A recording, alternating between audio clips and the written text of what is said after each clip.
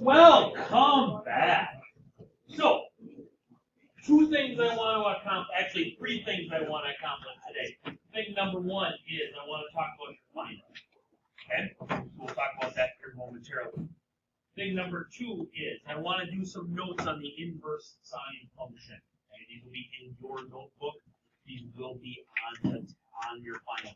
We will not be taking a separate test for these. These will just be tested or assessed, if you will, on your final. Okay? Thing number three is I've got a stack of papers to hand back that includes not only homework from section whatever it was that we did last 4-4, I just think there for a minute, but also includes the test. Okay? So, thing number one, let's talk your final. You'll get the half sheets tomorrow in homeroom. We just got an email this morning saying that they were being put in our mailboxes today. But just so that you are aware, we lead off finals. Okay? So day one, period one. So Wednesday, a week from tomorrow. Okay? A week from tomorrow, if your last name is A through L, we expect to see you in room 341 to 343 at 7, I think it's 7:50. I think is when it is. It starts right away. Okay? It's not an 8 o'clock start, it's an early start. It's a 7:50 start. Okay, if you're A through L. If you're M through Z, if your last name starts M through Z, a week from tomorrow, but you get until period. Okay? They're both 80-minute periods. That's why it's not period 1 and period 2. Okay? Because period 2 is only a 60-minute period. Okay? So it's an 80-minute final. It will consist of two parts. There will be a Scantron part. Okay? And then there will be a short answer part. Okay? Meaning you got to do, not just guess. Okay? Right? Both of those parts together then will make up, I believe it is, I think it's 15% of your semester. Okay? You will receive, on Thursday of this week, you will receive a final review packet. The only reason it's going to be on Thursday, Rose, is because I just got done doing it. Okay?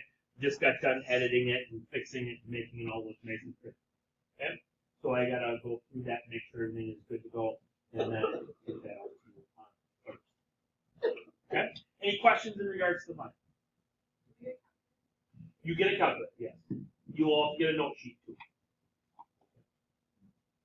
You know. I'll go a little bit bigger. Like an 8.5 by 11 sheet. And because I'm a nice guy, I'll even let you go print it back. But I will tell you, because we're not in here, so because we're not in this room, we're only going to have a limited amount of calculators. We're probably only going to bring, maybe we'll bring those 2 sleeves. Maybe we'll only forget we'll only bring 1. Okay? So bring your own calculator. Because we're not in here, unit circles aren't going to be up. So that's got to go on your note sheet. Okay? Right? So just so you know. Okay? All that stuff can go on your note sheet. Okay? All right. Any other final questions? And we can answer more of those as we go along. Friday and Tuesday we have dedicated for reviewing for the final. All right, let's do this. All right, so we're going to talk inverse sine functions today. So if I want to talk about inverse sine functions, first, I got to talk about just inverse functions. Okay? Now, you did a little bit of this back in, I believe it was in Algebra 2, Algebra 2 Extended, all those things. Okay? A true inverse function, or if two functions, I should say, are truly inverses, then f of g of x, so if I put one of my functions into the other function, the old function machine, input, you put it in, and you churn it out, That would be the same then if you reversed the order, and both of those would have to equal x. Now that is the highly mathematical explanation for an inverse function. Okay? The simple Linzmeyer version of an inverse function is you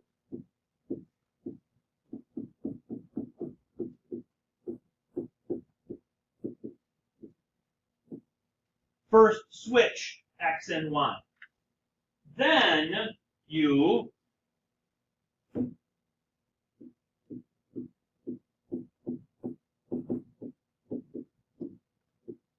solve it. So if I've got y equals 3x as my function, okay, then I would first switch my x and my y. So it would become x equals 3y. And then I would solve that for y. Well, I would solve that for y by simply dividing by 3. So 3x, y equals 3x, is a function. Y equals x over 3 is its inverse. Mathematical, the highfalutin mathematical, if I take this right one and I plug it into the left one, I would get 3 times x over 3, which would just be x, which is what I need it to be. If I take the left one and I plug it into the right one, I get 3x over 3, which simplifies just to be x.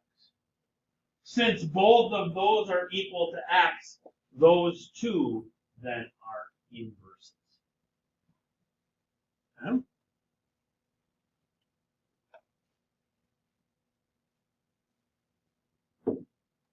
We'll skip down here to y equals x squared. Okay? Y equals x squared, first off, I would switch my x and my y.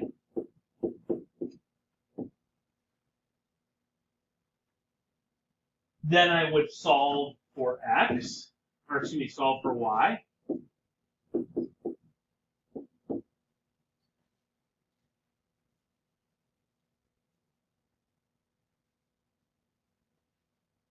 If I plug purple into black, I get x. If I plug black into purple, I get x. So they're inverse.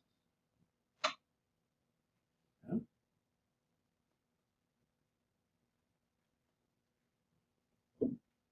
Only because I did notice that it shows up on your final. The reason why we had you switch forms, x equals 3 to the y power, then we switch forms to solve this. We got to take the logs of both sides, all that fun stuff. Well, then you get log base 3 of x equals y.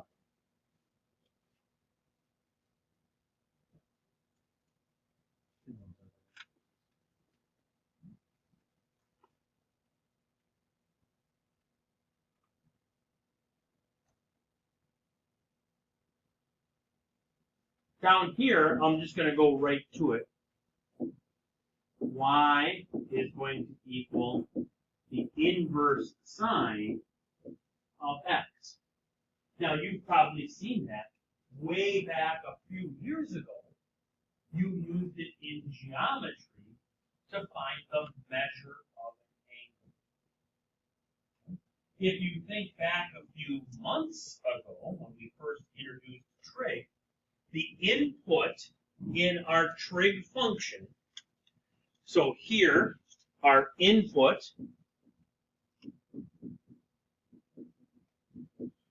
was an angle. I'll just write it out because that doesn't confuse it. our output was some number. And if it was sine or cosine, that number was between -1 and positive. Now that we're doing an inverse, our input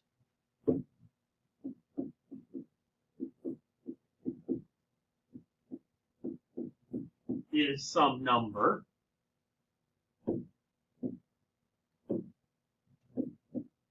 Our output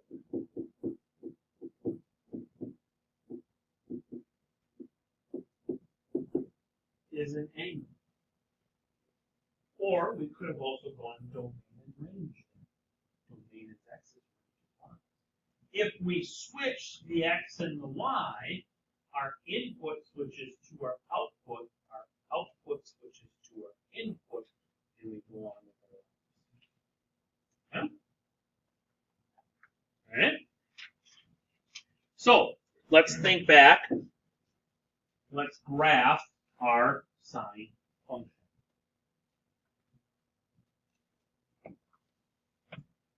At the origin, or excuse me, at input of 0, so at 0 degree, 0 radian angle, where is our sine function?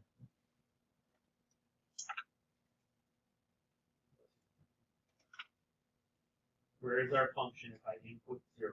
If I'm graphing sine first lap, where is it?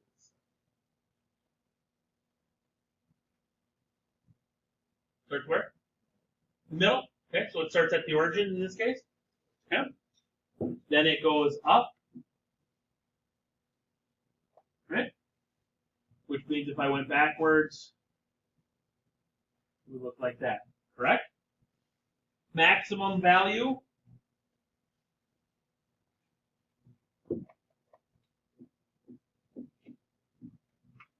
Maximum value. 1. Where does it hit 1? What are the coordinates? There. Where did my big old unit circle go? What are the coordinates at the maximum value? Or what is the point? The coordinates of the point at the maximum value. It's my angle to get the maximum value. Pi over 2. So it's at pi over 2, comma 1.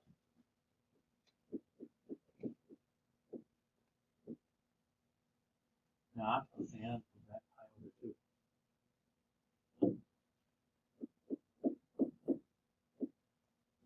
Coordinates right there.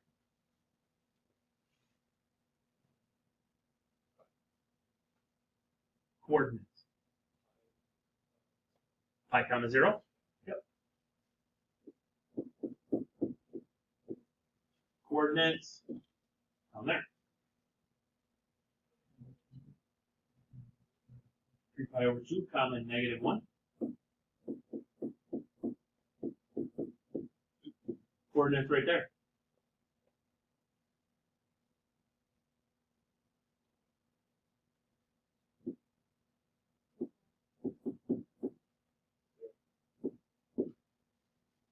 Coordinates right here.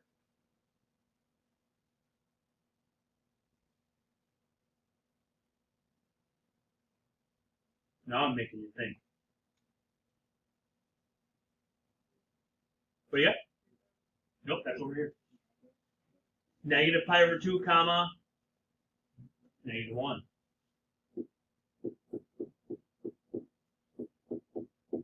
Coordinates right here. Negative pi comma 0. Here.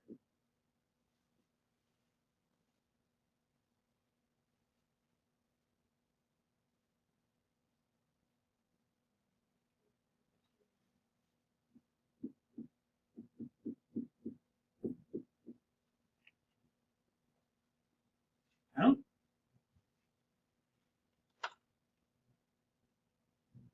The reason I say that is because if I want to graph the inverse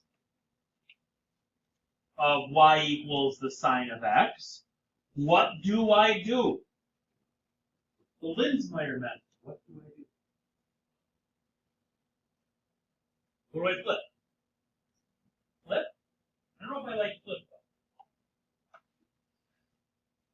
Because flip to me means reciprocal. Switch what? Switch x and y.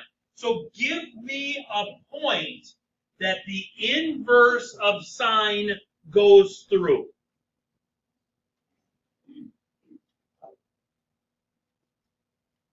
Give me one point that the inverse of sine goes through, and I'll tell you if you're right or not. Pi comma 0. Do we agree with pi comma 0? I don't. 0 comma pi, it goes through. Yes, give me another one. 0 comma 0, that one works out. Yep, give me another one.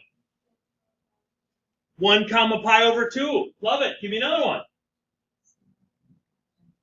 0 comma negative pi. What are you guys all doing? You're just not flipping. Switching your x and your y, right? You're switching your x and your y. So that the graph of the inverse function, or if you want to say here, y equals inverse sine of x, the graph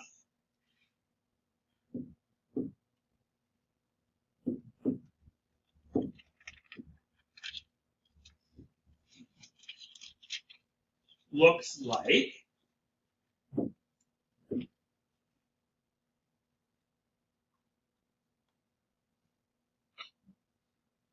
that.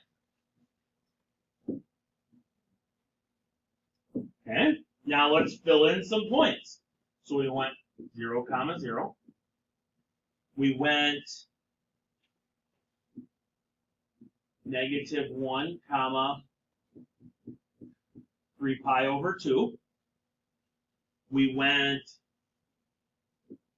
0 comma pi. We went 1 comma negative, oops, tap the brakes, negative 1 comma negative pi over 2. Wait, tap the brakes, I put that in the wrong column. Hold on. Tap the brakes, Linzmeyer. Come on, you're better than this.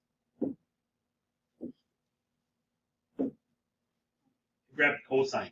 I grabbed your cosine one. Ruh-roh. Sorry about that.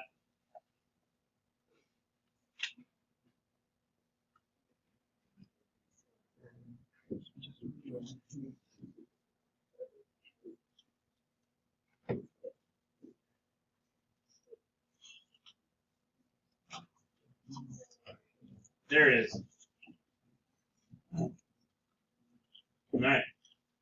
So this was negative 1 comma 3 pi over 2. This would be 0 comma 2 pi. 0 comma pi. 1 comma pi over 2. 0 comma 0. I forgot one too many squiggles. Negative 1, negative pi over 2. Because now negatives are both in the negative quadrants. 0 comma negative pi. 1 comma. Oops, that's negative 3 pi over 3. Negative 3 pi over 2.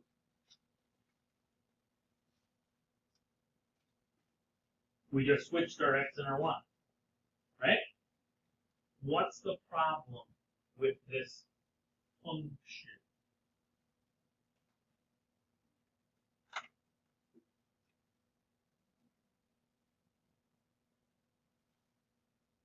What's the problem with this function?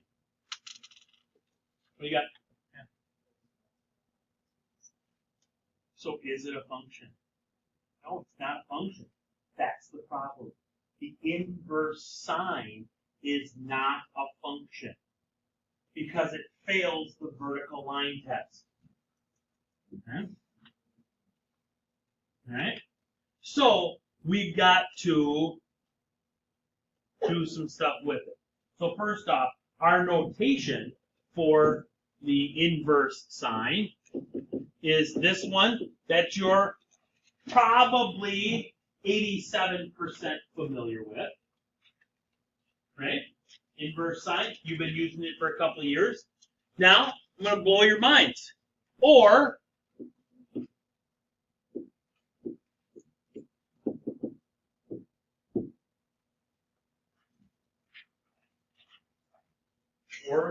we can also say arc sign. Okay. So those are the two, they mean the same thing. Okay?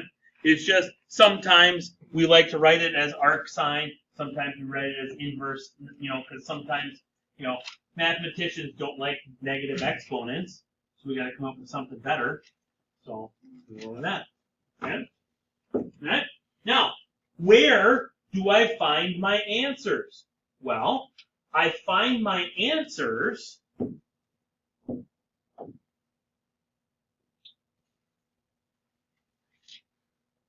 between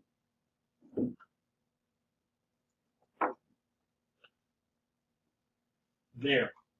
I take one section of that arc sign or that inverse sign graph, and I make it now be a function. So,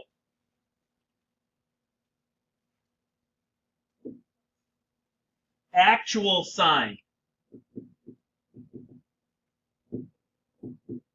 has a domain of all real numbers, okay?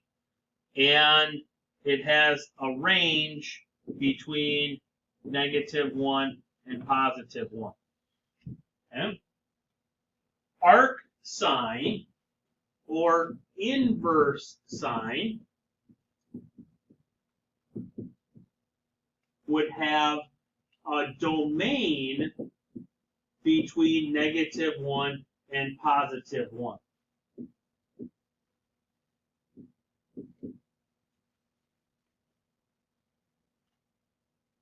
My inputs would be between there.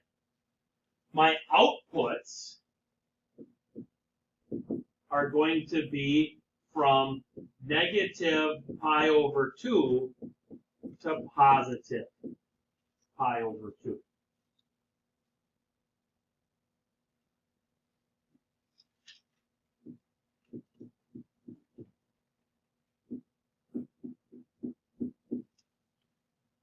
Which means if you are using the inverse sign,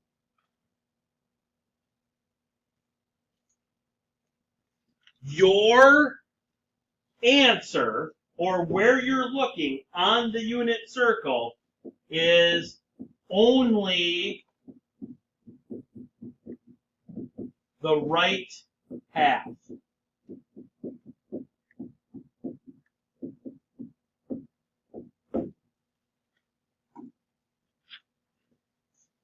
When you're using the inverse sign, you are only looking at this half of the unit circle.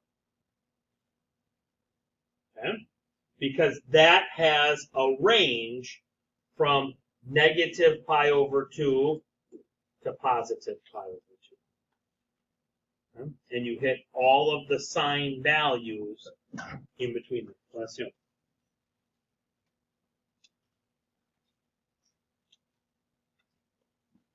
Okay?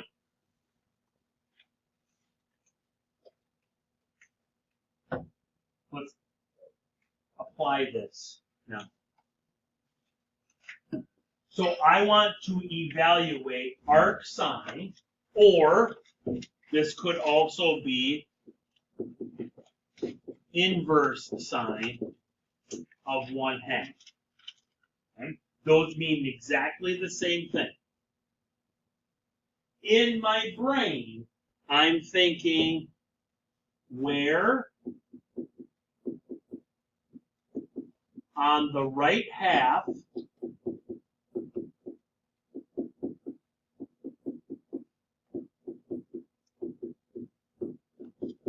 is sine equal to 1/2. That's what I'm doing in my brain. That's what this is saying.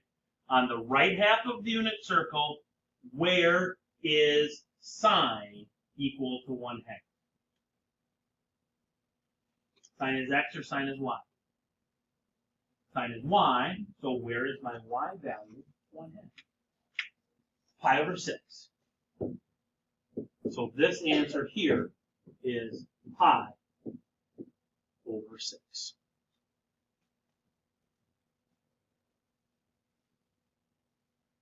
Okay?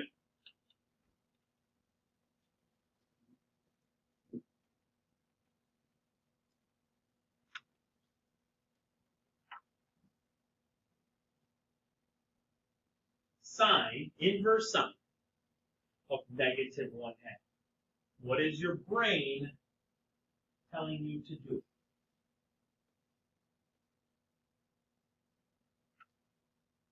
Where are you looking? Right half. What are you looking for? A y value of negative 1/2. Okay? So that's what your brain is telling you to do. What is your brain telling you the answer is? 11 pi over 6. Guess what? It's not. Why is it not? Now you may be wondering. You want to say here, yeah, this is 11 pi over 6. Oops, got so jazzed up.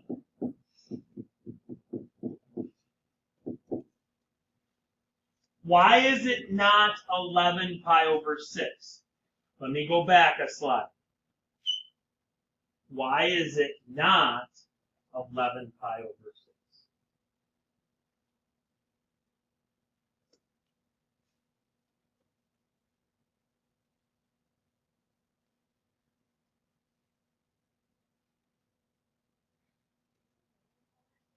Why is it negative pi over 6, and why do I love negative pi over 6 as an answer here?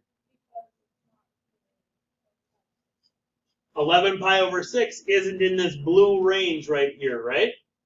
Your answers have to be, when you're using inverse sine, your answers have to be in between negative pi over 2 and positive pi over 2. 11 pi over 6 is way outside of that. Okay? So this is just here, negative pi over 6. Okay? Let's try a few more. Inverse sine of square root of 3 over 2. Where right half is, do we have a y value of root 3 over 2?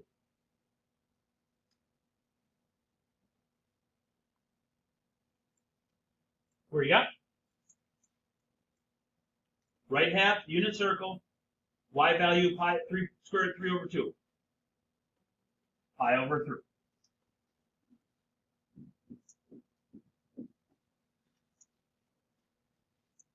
Arc sine of 2.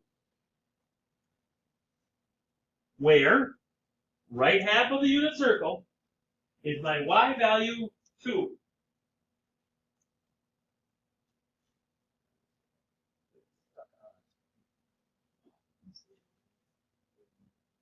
Right half, unit circle.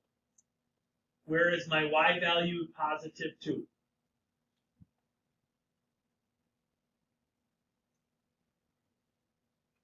Why not? This is an easy one. This goes back to the obviosities. Where is it?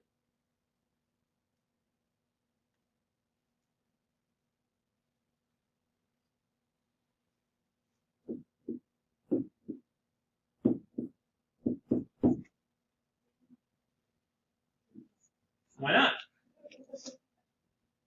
Why doesn't it exist? It's not there, because sign can only be in between what? No? -1 and +1, right?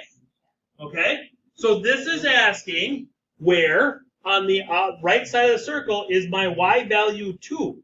But my y value has to be in between +1 and -1. Outside. Doesn't exist. Okay? Number 5.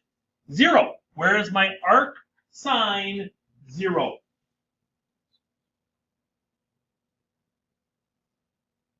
Taylor wrote 0. Could I put 2 pi there? Why not? No. Because it's not between -pi/2 and pi/2. Yes. I'll ignore the shit part first. Oh yeah, it was loud. Okay. Inverse sine of -1.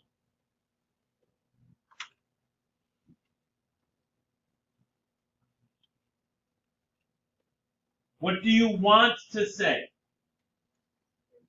You want to say 3 pi/2. -pi/2. Because it's got to be in that -pi/2 to +pi/2 value.